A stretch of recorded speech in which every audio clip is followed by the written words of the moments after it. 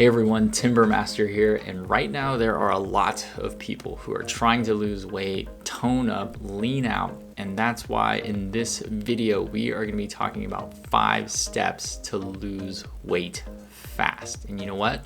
I think these are really going to help you out a lot. So in this video, we're going to be talking about making some mental changes. We're going to discuss some nutrition concepts, and then also we're going to go over a couple of different lifestyle factors that are really going to help you lose weight and lose weight fast. And here's the thing, if you use these 5 steps and you take action, then you are going to be incredibly happy with your results and you're going to be thrilled about your transformation. So stick around, stay to the end. But right now, let's kick it off with number 1. So first and foremost, we need a mindset change if we are really looking to lose weight and lose weight fast. Now, I was recently on Facebook and I came across a side-by-side comparison photo of a guy who had lost a lot of weight.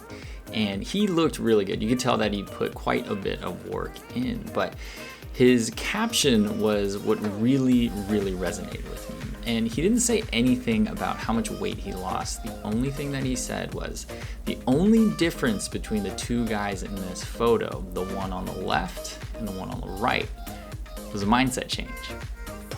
So he knew that if he changed his mindset, he could accomplish his goals and he could do all of the right things to help him become successful with his weight loss. Now, if you can change your mindset and understand what your why is and use that intrinsic motivation to help you become successful, then you can 100% accomplish your goals. Yeah, his message was pretty good. I really liked that a lot. That was great. Anyway, when it comes to changing your mindset, you absolutely have to understand what your why is, what your purpose is for doing all of this.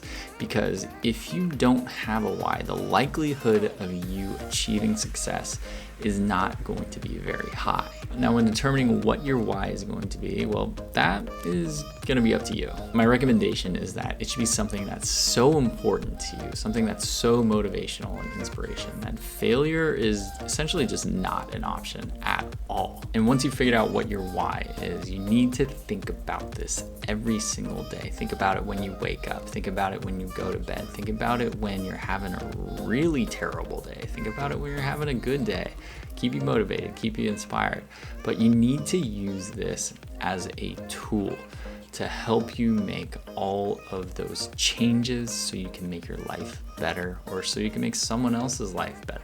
And the thing about this is that it doesn't really matter what your why is, as long as it's just that important to you. And remember this, changing your mindset is going to be one of the most important parts of all of these 5 steps. Okay, let's talk about nutrition now, specifically the PE diet, which in my opinion is arguably the best type of nutrition weight loss strategy. Now, the PE diet was started by Dr. Ted Naiman. He's really good. He's got a lot of great content on YouTube. He also has a really good book as well. Also, I recently made a very detailed video on the PE diet that you can check out right here, but I'm going to talk about it right now. Now, with the PE diet, we really want to focus on protein consumption, and the goal is to actually consume your desired weight in grams of protein while also consuming your desired weight in grams of energy. And energy is just going to be your net carbs plus your fat consumption. So for example, if you want to weigh 150 pounds and you consume about 150 grams of protein while also trying to consume about 150 grams of carbs plus fat, so that's energy. Well, why are we doing this? Why are we eating a lot of protein? Well, because protein might actually be the most important macronutrient. It provides so many of the building blocks for our entire body. It's extremely satiating and filling.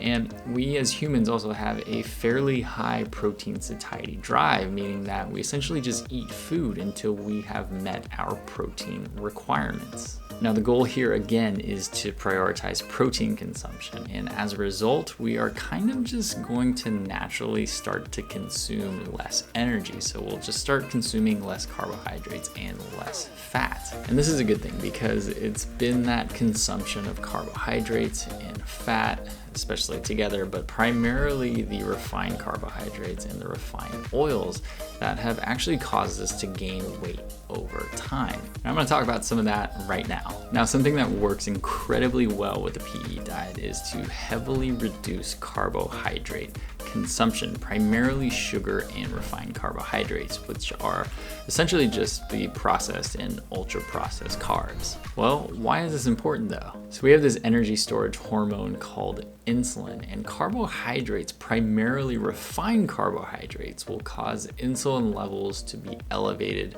quite substantially, especially compared to protein and fat. Now, we don't want to be constantly releasing high levels of insulin, because when we are seeing these high circulating levels of insulin, two really important things are happening. Number one, lipogenesis starts to kick in, which means we start storing fat, something that we don't want. Number two, we start to prevent lipolysis as well, which means that we can no longer burn fat as fuel. So to repeat myself, when insulin levels are high, we cannot burn fat, and at the same time, we start to store fat. So with the PE diet, a great recommendation is to keep your carbohydrate consumption nice and low, less than 50 grams per day.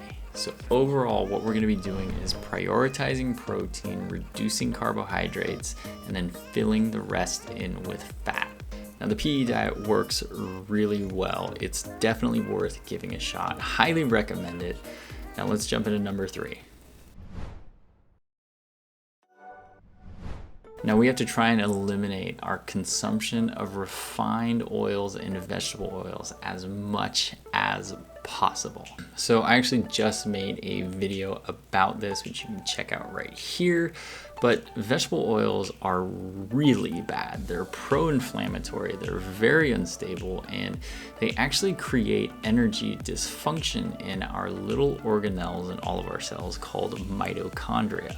Now with just barely getting into some of the finer details, when we consume vegetable oils like canola oil, soybean oil, safflower oil, sunflower oil, we start to experience dysfunction with our electron transport chain, which is our primary producer of ATP or energy. And because of this dysfunction, we become less efficient at using fat as fuel, which obviously is not great because we want to be able to use our fat stores as energy. Now, vegetable oils are found in a variety of different types of processed and ultra processed foods, and they are actually the preferred cooking oil that most restaurants are using out there, which is not good. So they're found in things like potato chips, tortilla chips, they're in most salad dressings, they're in store-bought breads, and again, most restaurants are using these refined oils to cook with. Now, instead of eating chips or too much takeout, we should be eating animal fats from animals that are pasture raised or wild caught, or we should be cooking with things like butter or coconut oil or avocado oil. So this one is definitely overlooked in most cases, but seriously, it's so important to get rid of all of these vegetable oils, get rid of these refined oils, and this is going to help out tremendously. Now, sleep is incredibly important, and it might actually be one of the biggest reasons as to why people are constantly struggling with weight loss. Well, why? What's actually happening when we don't get enough sleep or are getting poor quality sleep? Now, when we experience lack of sleep or poor quality sleep, over time we start to become more insulin resistant, and insulin resistance is heavily associated with weight gain. Another thing with poor sleep hygiene is that it can negatively affect our hunger and our satiety hormones, ghrelin and leptin. So this means that if we're getting poor sleep or not enough sleep, we might be more hungry throughout the day, or at the same time, we might not be getting quite as full as we used to. And I know for sure that when I have a terrible night of sleep, or if I'm not getting enough sleep, the next day I'm craving carbs like crazy, and I'm also hungrier earlier in the day. So if not getting enough sleep is completely disrupting our hormones, then I think the simple answer to all of this is to get more sleep.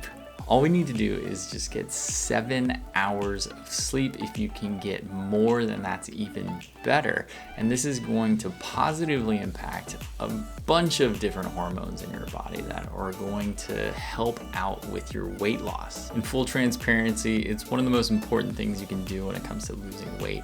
It's also one of the easiest things you can do when it comes to losing weight, and I really think it should be incorporated into any kind of weight loss program, period. Now, everyone knows that exercise is good for you. Humans were designed to move, we're designed to stay mobile throughout our entire lives. And when we become sedentary and stop moving, that's when a lot of us start to see issues with weight gain. And also, our metaphorical timer kind of starts to count down, if you know what I mean. So what kind of exercise should we be doing? Well, my preferred methods are gonna be resistance training and walking. Why? Well, resistance training actually helps us become more insulin sensitive, which is really important if we're trying to lose weight.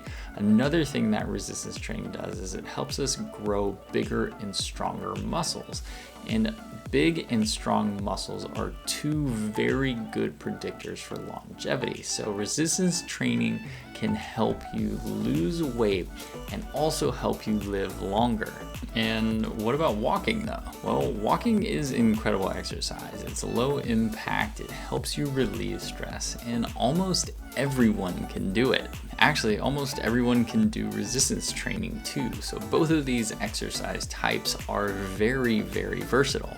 But how much exercise should I be doing? Well, when it comes to resistance training, I like to resistance train about 3 to 4 times a week. And with walking, I do that every day. But here's the thing, when it comes to exercise, do what you like. Do what makes you less stressed. Do what makes you happy. As long as you're staying mobile, as long as you're continuing to move, then you're off to a great start. Now, if you do all 5 of these steps, then I think you're going to be seeing incredible results. I think you're also going to be really happy with your transformation. And there's one last thing that I think you should do throughout this entire weight loss journey, and that's celebrate your wins and be proud of yourself. So all you have left to do right now is go for it. Get started. Now, if you like this video and you want to learn more about weight loss while getting healthy, then please subscribe to the channel. That would be greatly appreciated. Also, if you want to learn how to design a weight loss program for yourself, then check this video out right here. It's one of my most recent videos, and it really couples well with this video here. All right, that's it for me. Thanks for watching the video. I'll see you on the next one.